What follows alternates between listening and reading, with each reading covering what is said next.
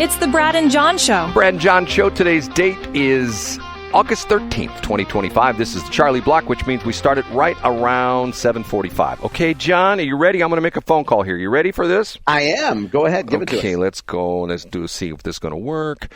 Is my pod up? Yes, it is. Calling. Todd, are you there? Is my phone not working? Here we go. Oh, God. Hold on a minute, Todd. Let me see if this is... I got something's not working right here.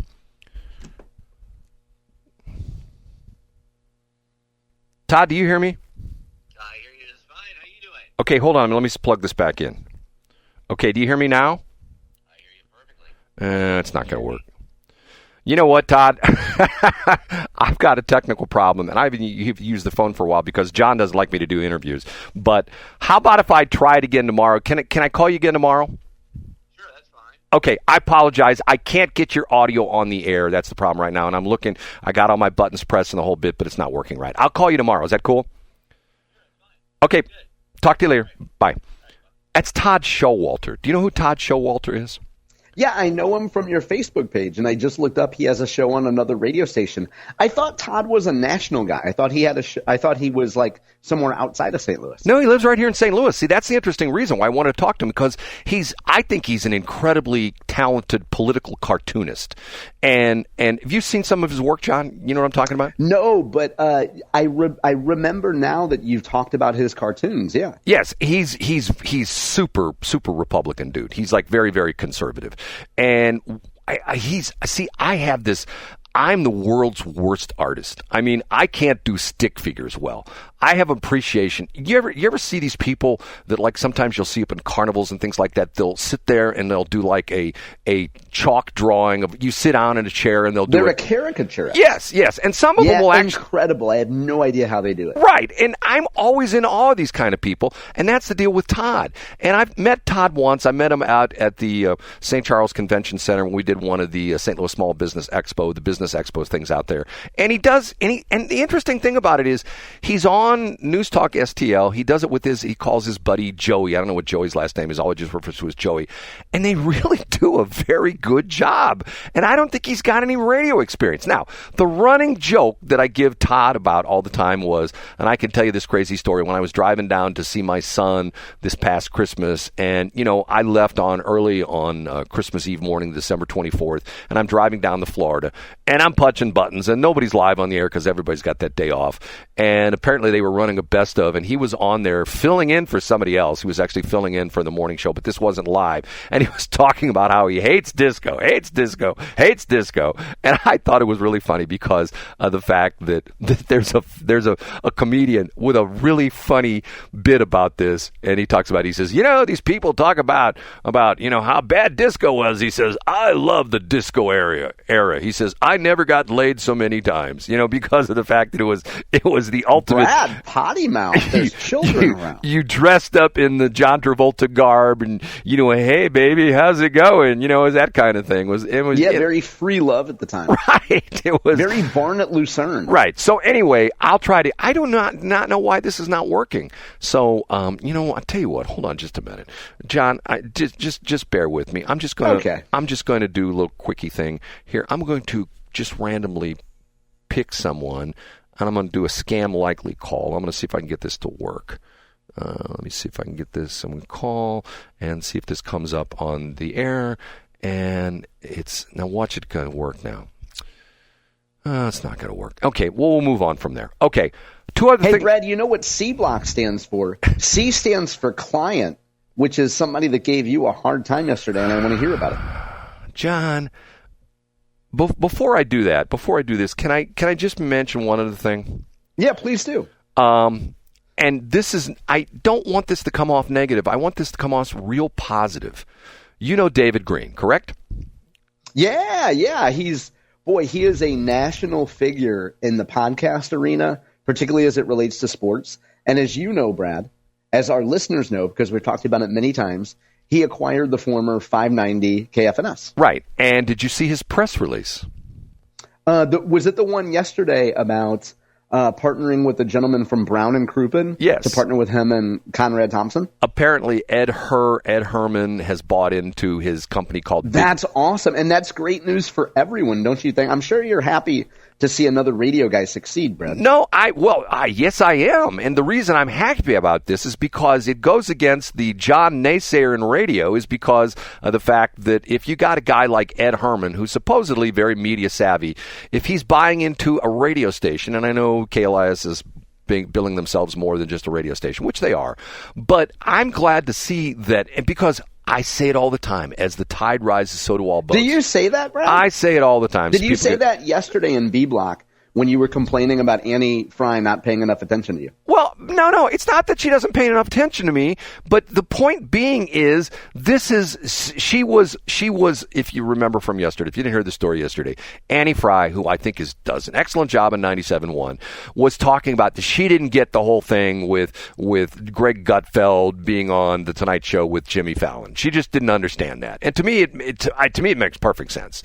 To me, and what's I think is interesting about it is, I think it shows in action what I say all the time, that to you and I, like if I go into I go back to the old thing. If you ever watched the movie Miracle on 34th Street, I mean, that to me of course, is the perfect example of my God, we've got, if there's part of the story, there's a couple different threads of the story, but part of the story is this old guy they hire as Santa, and the kids are sitting on Santa's lap, and the kid says, I want a blah, blah, blah, blah, blah. And Santa says, well, we don't have one of those here at Macy's, but if you go down to Bloomingdale's, and it got this attention because, oh my God, the Santa is telling people. You can't believe you're promoting somebody else. Right. So, Brad, let's go back. I got you off track by pointing out your neediness for attention from Annie.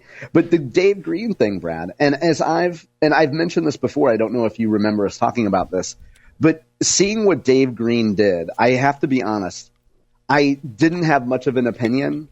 I didn't have a very high opinion of radio.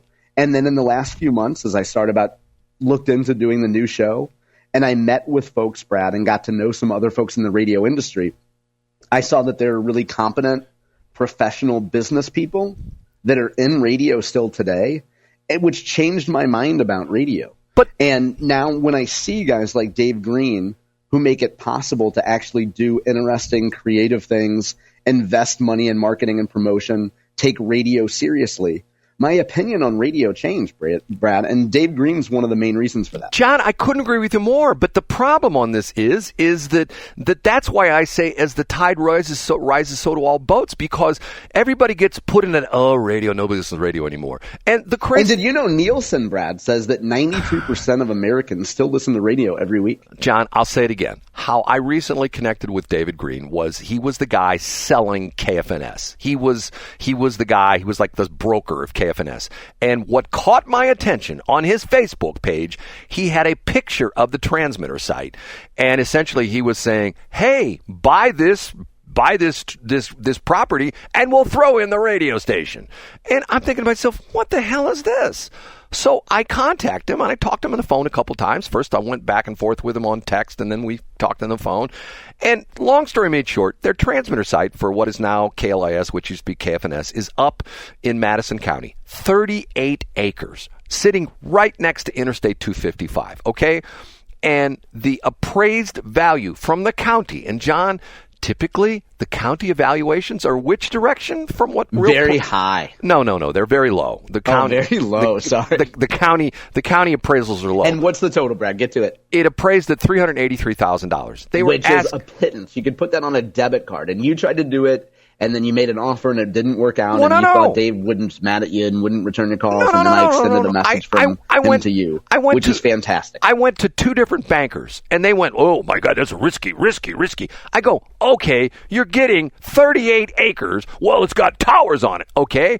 If it's got towers on it, if the radio station goes bust, I get a couple of my buddies and a couple torches. We go out there, we torch the guy wires off, we torch the towers down, sell it for scrap, and it's 38 acres that there's nothing on it. And matter of fact, it's interesting because the 38 acres, he has like cattle grazing on it. That's fantastic. But I heard that the Grainbelt Express might go through there, and Brad Hildebrand said that Jim Baum No. butthead farmer No. would oppose it. And the really risky thing is not what the bank says, but the really risky thing is only having 6 minutes left in the show, and Brad hasn't started the conversation about the client conversation yesterday. Well, long story mid short, Dave went ahead and bought it himself, and he's doing some unique things. And I'm glad to see that somebody, a prominent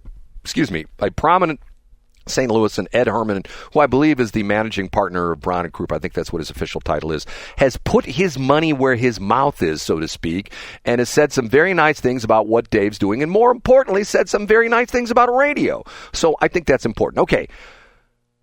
On Monday, a Facebook post, and I was debating if I'm giving the actual name of this person, because if I do, he'll probably never, ever speak to me. After yesterday, he probably won't ever speak to me again, but if I mention his name on the air, he'll probably never, ever, ever speak to me Go ahead. again. Come on, get to it. One of my advertisers, who is a very talented guy, he's a pilot, he's an incredibly talented musician, and he's a great businessman, and he has several businesses, and some of which are on this very radio station, on another station as well, too. And he puts a long Facebook page about how essentially he's so disappointed in dealing with media people that nobody really, pays attention to detail. And people are always just telling him, hey, the problem is you're not getting the results you want. You need to spend more money, spend more money, spend more money, spend more money. And he's essentially saying that media people are not necessarily, responsible to, it's like, hey, well, we tried, it didn't work, that kind of stuff. And it rang a responsive chord in my head like Big Ben going off. Years and years and years ago, unfortunately, this man is no longer with us, Dennis Dunker. Him and his partner, they bought a down at the Luck car dealership up in Delwood called Royal Oaks. At the time, I think you told the story yesterday, Brad. It was an AMC dealership, okay?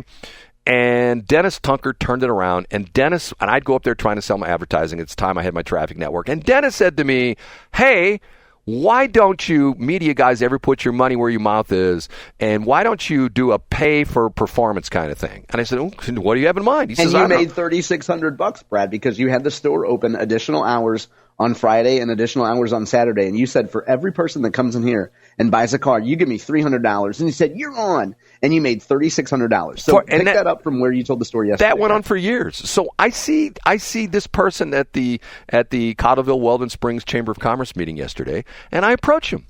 And he knows who I am because, like I said, we do business together. I've met him several times. And I'd said this idea, and he started looking at me like I had three heads. And I go, hey, it's because of the fact that what you put on your Facebook page yesterday. I said, you know what? I'm ready to go right now. And he looks at me, I'm already doing stuff with you. I said, yes, but you're scratching the surface what I can do for you. You're just doing commercials on my stations. I can do tie-ins with you. I can put digital stuff on you. I can have you be a sponsor of our podcast and things like that. And I'm literally walking down the food line. We're in the food line, and I said to him, can I call you this afternoon? And he says, no. And I said, okay, and a lady who's on the other side of the food line laughs, and he says, you're getting really pushy. And I'm going, okay, fine. Well, you're a salesman, right? I'm so done. He's probably a little defensive about that. But the point being, you go on your Facebook page on Monday complaining that media people are these kind of people, they're not responsive, blah, blah, blah, blah, blah, blah, blah, blah, blah. And yet I come up with a solution for him Tuesday. He doesn't want to hear it. And to the point where, and then when he tells me I'm being pushy, I'm thinking to myself, okay, this guy is also a salesperson, and once again, what you learn in sales is hard. You can talk to sales experts. They all give you the same thing. 80 to 90% of people trying to sell something never go for the close. And if you remember the Glengarry, what was the name of the movie? Glengarry, Glen Ross, ABC, always be closing. Always be closing. And it's like, what's interesting about that is there's so many analogies to life. If you go up to someone, in like going back to like if you're a single guy and you go to the bar and you say, you got to go to the beautiful woman and you have to go for the close because nobody does. So right. Brad, let's take this with a minute left. Let's take it back to where you are with this gentleman now. He clearly didn't want you to contact him in the afternoon because he wasn't open to your idea.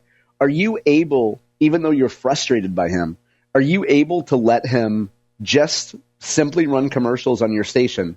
Or will you do something petty and vindictive, like say, I don't even want your ads right now? I already sent him his money back. You're joking me. No. Okay. So he was comfortable with one level of giving you business. But see, and it wasn't enough for you, so you had to send his money back. So you're going to cut off your nose to spite your face. John, here's the crazy thing about this stupid thing is, okay, it would be like me saying anybody who's ever worked as a PR comms guy for a big multinational company is a real scumbag. They're all scumbags. Any of these people. Yeah, well, and I would hear that and I'd say, well, then Brad either doesn't know me or Brad's wrong, and Brad has a right to be wrong. No, I'm kidding. I did not give him his money back. And my deal was, John, and I did not do any petty thing. I thought to myself, okay, his loss, to the point where. It is his loss, Brad, because you have the creativity to give people. And I was talking about the Stay Cool ad earlier. You're running a great promotion. We don't have to go into detail for it, but you're running a great promotion for them. You're incredibly creative. And people who don't want to see it or take advantage of it, that's their loss. One of the things in my life. Are you going to accept a compliment? No. Or do you treat it like something on the bottom of your shoe? No. I will accept a compliment. And here's the interesting part of it is when someone essentially says to me, hey, you know what you're doing? Have fun. I do have fun, and 9 times out of 10, I come back with something that really turns out well for the client because of the fact that they let me be creative and they don't. And see, I talk about this all the time. This is human nature. I do, like when I do the, hey, John, what does TOP spell? What does COP spell? What does MOP spell? What does, HOP spell? What do you do when you come to green light? Most people say, stop, because you get lulled into that dun-dun-dun-dun-dun. Right, your condition. And if you, as an advertiser, can break that mold and think of all the crazy campaigns that you can still remember, like, matter of fact, to this day, I still hear people talking about when they refer to people as being sort of nuts, they call them cuckoo for Cocoa Puffs. Do you remember that commercial, John? Yeah, of course. Right. I still say that. Right, cuckoo for Cocoa Puffs. Or how about where's the beef? They were ad campaigns that were just off the reservation, and they were so far off the reservation that what happened? They resonated with the public because they locked in your mind. It's like when I want to call a prayer, I call 57 God Squad. 557. No, 557, I'm sorry. That's what it is. 557, I'm sorry. 557, I'm sorry. Brad, that was a productive conversation, and I'm glad you didn't do anything rash with this gentleman. But you know what? And to the point where, and what's frustrating for me is I can help the guy. I know I can help the guy. But but you know what? You don't get to decide whether or not you help him or not. And if he doesn't want it, that's his loss, Brad. Yeah. Oh, so be it. Okay, John, we're done. And you know what, John? No matter what, I will help you. And by the way, can I ask you a weird question? Yeah, please do. I got to ask your permission on this. Well, I tell you what, we'll talk about it tomorrow because we're already over it today. Okay. Do we have a good show today, John? We had an outstanding show. Yesterday was really good, Brad, but I think today was maybe slightly better. And John, you know what? I will compliment you as a man because you know why? Why is that, Brad? You fessed up to the fact that you were wrong yesterday and I was right. I was way wrong. And I kept thinking to myself, I know that's what I heard. You kept saying, I wanted to wait to do it on the air. I didn't want to do it via text, Brett. I think everybody deserves to hear me say that I was wrong. Well, the interesting thing was I kept thinking to myself, I know I heard that guy on KFNS. And I have plenty of excuses, like it wasn't on their website, but that's not an excuse. Right. I was just get it. It was interesting. I thought he was a fascinating guy myself. Okay, we got to go.